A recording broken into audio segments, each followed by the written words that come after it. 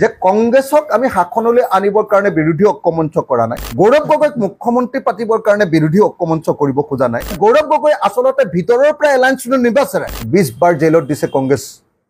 বিজেপিয়ে মোক 16 বাৰ জেলত দিছে। কিন্তু দুৰ্ভাগ্যজনকভাৱে কংগ্ৰেছে আমাক উচতনি দিয়া যে কংগ্ৰেছে যিমান কষ্ট কৰিছিলে তাতকৈ বহু বেছি আমি ৰাইজৰ দলে গৌৰৱ গগৈৰ কাৰণে কৰিছিলোঁ। একবাৰৰ কাৰণে গৌৰৱ গগৈয়ে আমাক এতিয়ালৈকে নকলে যে আপোনালোকক ধন্যবাদ। আপোনালোকে নিজে দেখিছে যে আমি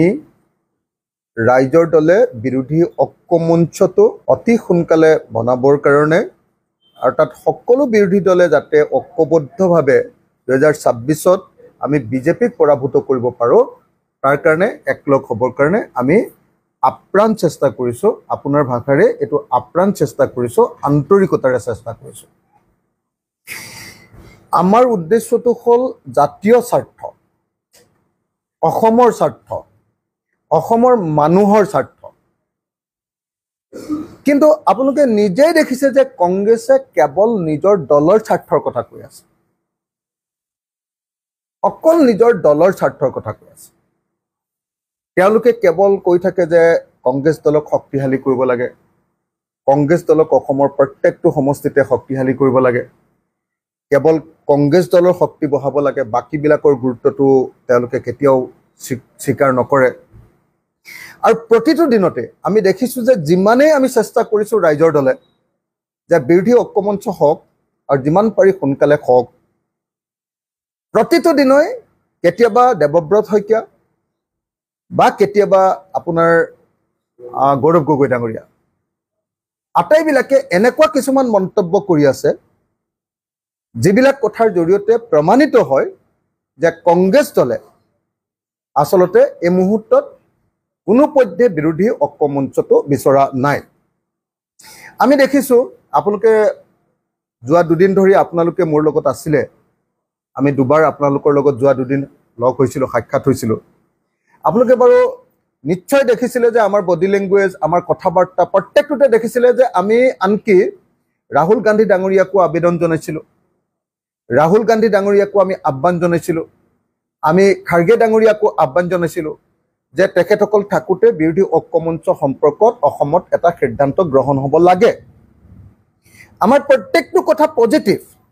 আৰু এইটো জাতীয় স্বাৰ্থৰ কাৰণে। কিন্তু কংগ্ৰেছে যিটো কথা কৈ আছে সকলোবিলাক তেওঁলোকৰ নিজৰ দলীয় স্বাৰ্থৰ কাৰণে। আমি সকলোৱে জানো যে যোৱা সময়খিনিত কংগ্ৰেছৰ শাসন অসমত কেনেকুৱা আছিলে। আমি কোনোদিন কংগ্ৰেছৰ সেই শাসনক বৰ্তমান সময়ত কেতিয়াও সমালোচনা কৰি আমি অতীতলৈ ঘূৰি যাব খোজা নাই। অসমৰ মানুহৰ গোটেই ছ'চিয়েল ফেব্ৰিকটো, সামাজিক গাঁথনিটো ভাঙি পেলাব খুজিছে ধৰ্ম আৰু জাত পাতৰ ভিত্তিত। সাম্প্ৰদায়িকতাৰ ভিত্তিত এই বিজেপি চৰকাৰখনে অসমক সম্পূৰ্ণৰূপে থানবান কৰি 2026টোৰ কাৰণে কেৱল আৰু কেৱল নিৰ্বাচনত জয়ী হোৱাৰ কাৰণে বিজেপি দলে অসমৰ গোটেই সামাজিক গাঁথনিটো, মানুহৰ মাজত মানুহৰ সংহতি, এই আটাইবিলাক ধ্বংস কৰি শেষ কৰি পেলাব খুজিছে। সেইকাৰণে আমি ভাবিছিলোঁ যে নহয়, আমি ঐক্যবদ্ধভাৱে এই বিজেপি দলক পৰাভূত কৰিব লাগিব। গতিকে এই মহাসংকটৰ সময়ত আমি সকলো অসমবাসী ৰাইজে প্ৰাৰ্থনা কৰি আছিলে যে বিৰোধী ঐক্যমঞ্চ হ'ব লাগে। কিন্তু আমি দেখিছোঁ যে যিদিনাৰ পৰা গৌৰৱ গগৈ সভাপতি হ'ল সেই দিনটোৰ পৰা একদিনৰ কাৰণেও তেওঁ বিৰোধী ঐক্যমঞ্চৰ পক্ষত মুকলিকৈ বা খোলা খুলিকৈ এটাও বক্তব্য প্ৰকাশ কৰা নাই। মই নিজে তেখেতক যেতিয়া সাক্ষাৎ কৰিছিলোঁ, তেখেতক লগ পাইছিলোঁ, বহু সময় লগ পাইছিলোঁ, তেতিয়া মই বাৰম্বাৰ কৈছিলোঁ যে বিৰোধী ঐক্যমঞ্চটো হ'ব লাগে, কিন্তু স্পষ্টত এটাও বাক্য তেখেতে নকয়। তেখেতে কেৱল কয় যে ছেপ্টেম্বৰ মাহত আমি কথা পাতিম, না পজিটিভ না নিগেটিভ, একো কথা নকয়। আৰু বডি লেংগুৱেজৰ পৰা এনেকুৱা লাগে যে তেখেতে মিত্ৰতাৰ পক্ষত আচলতে তেখেতৰ যিটো আগ্ৰহ সেই আগ্ৰহটো মিত্ৰতাৰ পক্ষত বৰ বেছি নাই এনেকুৱা যেন লাগে। আনকি আমি বুদ্ধিজীৱীসকলৰ যিখন অভিৱৰ্তন পাতিছিলে, বুদ্ধিজীৱীসকলে নাগৰিক অভিৱৰ্তন, সেই নাগৰিক অভিৱৰ্তনতো দেখিছিলোঁ যে সকলো মানুহে আগ্ৰহেৰে উৎকণ্ঠাৰে ৰৈ আছে যে কংগ্ৰেছ দলে, আমি যেতিয়া লুৰিণজ্যোতি গগৈয়ে ভাষণ দিলে, অখিল গগৈয়ে যেতিয়া ভাষণ দিলে, আমি সকলোৱে ক'লোঁ যে আমি ঐক্যবদ্ধ হ'বলৈ প্ৰস্তুত হৈ ৰৈ আছো আৰু সকলোৱে আশা প্ৰকাশ কৰি আছিলে যে কংগ্ৰেছ দলেও সেইদিনা ঐক্যবদ্ধ হোৱাৰ কথাটো মুকলিকৈ ক'ব নকলে গৌৰৱ গগৈ ভাষণ দিলে এটা পলিটিক্যাল ভাষণ দিলে এটা ডিপ্লোমেটিক ভাষণ দিলে কিন্তু বিৰোধী ঐক্যমঞ্চ হ'ব বুলি তেওঁলোকে নকলে বৰং এটাই বাক্য ক'লে যে কংগ্ৰেছে অকলে নিৰ্বাচন নেখেলে তাৰ বাহিৰে বেলেগ একো কথা নকলে ডিপ্লোমেটিক কথা মই যেতিয়া সাক্ষাৎ কৰিছো তেতিয়াও তেখেতে ডিপ্লোমেটিক কথাই কৈ আছে আৰু সংবাদ মাধ্যমে যেতিয়াই তেখেতক সোধে তেতিয়াই মোৰ বিৰুদ্ধে এটা ইনচাল্টিং এটা তাচ্ছিল্যসূচক বক্তব্য প্ৰকাশ কৰে যাতে মই এগ্ৰিভড হৈ যাতে মই খং কৰি তেওঁৰ বিৰুদ্ধে কথা কওঁ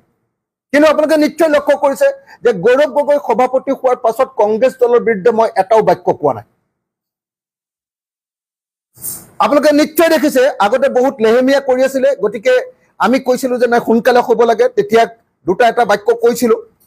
কিন্তু যেতিয়া গৌৰৱ গগৈ ডাঙৰীয়া সভাপতি হ'ল তেওঁ সময় দিবৰ কাৰণে আমি এটাও বাক্য কংগ্ৰেছৰ বিৰুদ্ধে এটা বাক্যও কোৱা নাছিলো কিন্তু তাৰ অৰ্থটো এটো নহয় যে কংগ্ৰেছৰ অতীতৰ শাসনক লৈ অসমৰ কোনোবা মানুহ সুখী এটো তাৰ অৰ্থটো কেতিয়াও নহয় কিন্তু তাৰ পাছতো কেৱল আৰু কেৱল বিজেপিক উচ্ছেদ কৰাৰ স্বাৰ্থত বিজেপিক খেদাৰ স্বাৰ্থত বিজেপিৰ পৰা অসমৰ মানুহক পৰিত্ৰাণ দিয়াৰ স্বাৰ্থত অসমৰ প্ৰত্যেকটো দল আজি মই আপোনালোকক ক'ব পাৰো চিপিআই দল চিপিএম দল চিপিআইএমএল দল এপি আপোনাৰ কাৰ্বি পাহাৰৰ যেটো আমাৰ জন চিংটি কাঠাৰৰ এপিএইচএলচি সেতু দল অসম জাতীয় পৰিষদ ৰাইজৰ দল প্ৰত্যেকটো ৰাজনৈতিক দলে মুকলি মুৰিয়াকে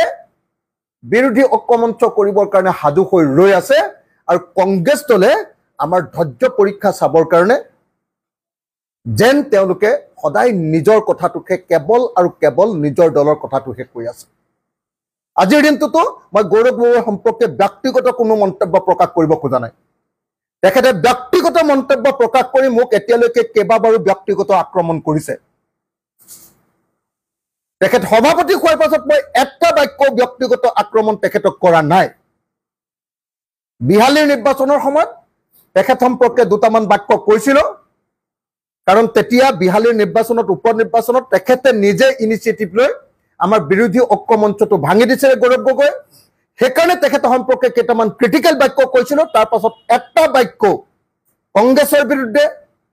বা গৌৰৱ গগৈৰ বিৰুদ্ধে কোৱা নাই কেৱল আৰু কেৱল অসমৰ স্বাৰ্থত অসমীয়া মানুহৰ স্বাৰ্থত অসমৰ জনগণৰ স্বাৰ্থত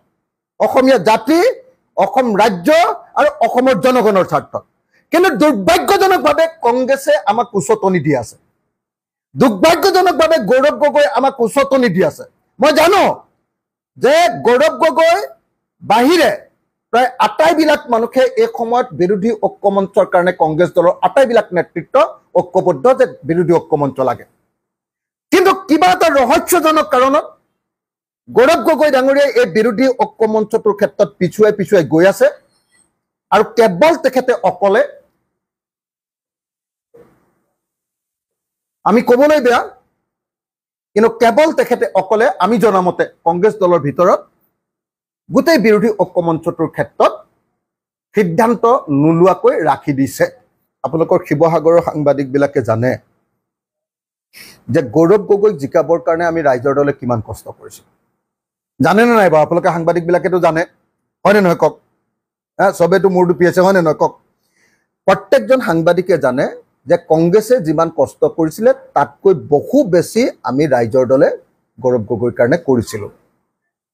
সকলো ধৰণৰ কষ্ট আমি কৰিছিলো সকলো ধৰণৰ ত্যাগ স্বীকাৰ আমি কৰিছিলো মিনিমাম যিজন মানুহৰ কাৰণে আমি ইমান কষ্ট কৰিছিলো সেই মানুহজনে মিনিমাম কৃতজ্ঞতাৰ খাতিৰত হলেও আচলতে যিকোনো বক্তব্য প্ৰকাশ কৰিব নাপায় একবাৰৰ কাৰণে গৌৰৱ গগৈ আমাক এতিয়ালৈকে নকলে যে আপোনালোকক ধন্যবাদ ৰাইজৰ দলক স্যাৰ কলেনে পদ্মদা একবাৰৰ কাৰণে কলেনে বাৰু একবাৰৰ কাৰণে নকলে আৰু মই তেখেতক প্ৰস্তাৱ এটা দিছিলো যে আমাৰ দলৰ কৰ্মীবিলাকৰ লগত আপুনি এবাৰ বহি দিয়ক কাৰণ বহুত কষ্ট কৰিলে মানুহখিনিয়ে ইলেকশ্যনৰ সময়ত আপোনাৰ কাৰণে তোমাৰ কাৰণে বহুত কষ্ট কৰিলে গৌৰৱ এবাৰ বহি দিয়া এনেকৈ ক'লো তেওঁ টাইমটো নিদিলে মোক কোনোদিন আমাৰ গোটেই মানুহবিলাকে মোক প্ৰস্তাৱ দিছিলে সেইটো যে আমি গৌৰৱ গগৈৰ লগত এবাৰ বহি দিওঁ, ইমান কষ্ট কৰিলোঁ। তেখেতে এবাৰো টাইম নিদিলে। তো এনেকৈ ধৰণে নহয় নহয়, তেনেকৈ বিৰোধী ঐক্য মঞ্চ নহয় নহয়। আমি বিৰোধী ঐক্য মঞ্চই তাৰমানে তেখেতক ৰজা পাতিবৰ কাৰণে লাগি থাকিম আৰু তেখেতে আমাৰ মানুহবিলাকক মাত এষাৰো নিদিব।